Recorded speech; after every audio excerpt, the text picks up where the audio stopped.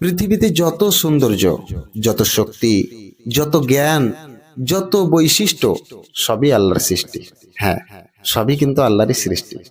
একজন মানুষকে আমরা সম্মান করি কারণ সে কথা বলতে পারে, শুনতে পারে, দেখতে পারে, চিন্তা করতে পারে, অনুভব করতে পারে। কিন্তু একটু গভীরভাবে ভাবুন, এসবের কোনোটি কি মানুষের নিজের সৃষ্টি? না, কোনোটাই না। আল্লাহ চাইলে মুখ রেখেও মানুষকে বোবা করে দিতে পারেন, চোখ রেখেও মানুষকে অন্ধ করে দিতে পারেন, কান রেখেও বধির করে দিতে পারেন, মস্তিষ্ক রেখেও স্মৃতিশক্তি তিনি কেড়ে নিতে পারেন। বিচার বিবেচনা করার ক্ষমতাও তিনি মুহূর্তের মধ্যে ছিনিয়ে নিতে পারেন। প্রতিদিন হাসপাতালগুলোতে আমরা এই বাস্তবতা অসংখ্য উদাহরণ আমরা দেখেছি। এজন্য মহান পাক রব্বুল আলামিন বলেন, ওয়াল্লাহু আখরাজাকুম মিন বুতুনি উম্মাহাতিকুম লা তা'লামুনা শাইআ ওয়া জা'আলা লাকুমুস সামআ ওয়াল আবসারা ওয়াল আফইদা লাআল্লাকুম তাশকুরুন। অর্থাৎ আল্লাহ তোমাদের মাতৃগর্ভ থেকে এমন অবস্থায় বের করেছেন যে তোমরা কিছুই জানতে না। এরপর তিনি তোমাদের শ্রবণ শক্তি, দৃষ্টিশক্তি এবং অন্তর দিয়েছেন যাতে তোমরা কৃতজ্ঞ হতে পারো। সূরা আন-নাহল আয়াত নম্বর ৭৮। দেখুন, আল্লাহ পাক বলেননি যে এসব তোমাদের নিজের অর্জন, বরং তিনি বলছেন সবকিছু আমি নিজেই দিয়েছি। এবার আকাশের দিকে তাকান, সূর্য প্রতিদিন আলো দেয়। বিজ্ঞানীরা বলেন সূর্য পৃথিবী থেকে প্রায় ৯,৩০,০০,০০০ মাইল দূরে। এত দূরে থেকেও তার আলো ও তাপ পৃথিবীতে পৌঁছে জীবনকে টিকিয়ে রেখেছে। কিন্তু সূর্যের এই ক্ষমতাও কি নিজের? না, এই ক্ষমতাও তার নিজের নয়, এটি আল্লাহর দেওয়া। আল্লাহ চাইলে মুহূর্তেই তার আলো নিভিয়ে দিতে পারেন। আল্লাহ পাক বলেন, কুল আরাইতুম ইন জাআলাল্লাহু আলাইকুমুল লাইলা সারমাদা ইলা ইয়াউমিল কিয়ামাহ মান ইলাহুন গায়রুল্লাহ ইয়াতিকুম বিদিয়া। অর্থাৎ হে নবী, আপনি বলেন, যদি আল্লাহ কিয়ামত পর্যন্ত তোমাদের উপর স্থায়ী রাত করে দেন, তবে আল্লাহ ছাড়া কে আছে যে তোমাদের আলো এনে দেবে? সূরাতুল কাসাস আয়াত নম্বর ৭১। আবার তিনি বলেন, ওয়াশ-শামসু তাজরি লিমুস্তাকারিন লাহা যালিকা তাকদীরুল আজিজিল আলীম। অর্থাৎ সূর্য তার নির্ধারিত পথে চলতে থাকে, এটি পরাক্রমশালী সর্বজ্ঞ আল্লাহর নির্ধারণ করা। সূরা ইয়াসিন আয়াত নম্বর ৩৮।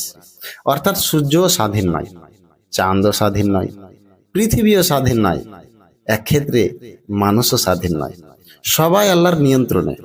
প্রিয় দর্শক, আমরা যখন নিজের সৌন্দর্য নিয়ে অহংকার করি তখন ভুলে যাই একটি রোগী সে সৌন্দর্য কেড়ে নিতে পারে। যখন আমরা নিজের জ্ঞান নিয়ে গর্ব করি তখন হয়তো ভুলে যাই একটি দুর্ঘটনায় স্মৃতিশক্তি শেষ করে দিতে পারে। যখন নিজের সম্পদ নিয়ে গর্ব করি তখন হয়তো আমরা ভুলে যাই যে একটি বিপর্যয়ে সব শেষ হয়ে যেতে পারে। তাই প্রকৃত প্রশংসা মানুষের নয়, আল্লাহ। হ্যাঁ, সমস্ত প্রশংসা আল্লাহর। আল্লাহ পাক রব্বুল আলামিন বলেন, ওয়া ইন তাউদ্দু নি'মাতাল্লাহি লা তুহসুহা। তোমরা যদি আল্লাহর নিয়ামত গণনা করতে চাও কখনোই তা গণনা করতে পারবে না।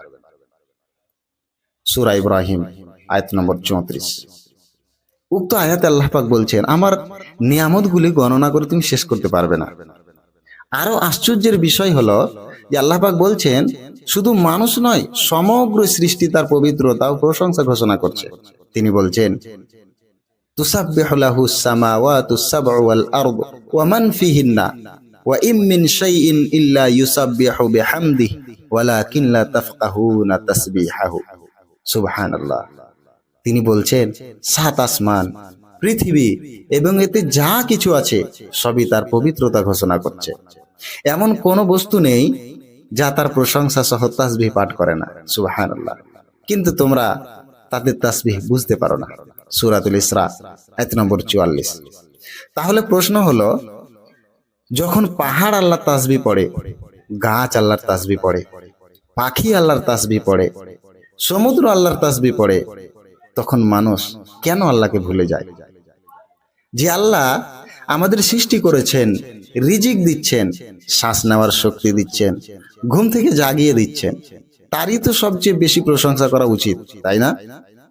এ কারণেই প্রতিটি ভালো কাজের শুরুতে আমরা বলি বিসমিল্লাহির রহমানির রহিম, আর কাজ শেষ হলে বলি আলহামদুলিল্লাহ। কারণ শুরুটাও তার নামে, সফলতাটাও তার নামে। তাই আসুন আমরা অহংকার ছেড়ে আল্লাহর কৃতজ্ঞতা জ্ঞাপন করি, আল্লাহর কৃতজ্ঞ বান্দা হই। প্রতিদিন বেশি বেশি আলহামদুলিল্লাহ বলি, নিয়মিত সালাত আদায় করি, আল্লাহর নিয়ামতের শুকরিয়া আদায় করি। মনে রাখবেন, যার সব কিছু আল্লাহর দান, তার জীবনের সমস্ত প্রশংসা একমাত্র আল্লাহরই প্রাপ্য। আলহামদুলিল্লাহ রব্বিল আলামিন, আলহামদুলিল্লাহ রব্বিল আলামিন। আল্লাহর কাছে দোয়া করি, হে আল্লাহ, তুমি সর্বদা আমাদের তোমার কৃতজ্ঞতা জ্ঞাপনের তৌফিক দান করো। আমিন। আসসালামু আলাইকুম।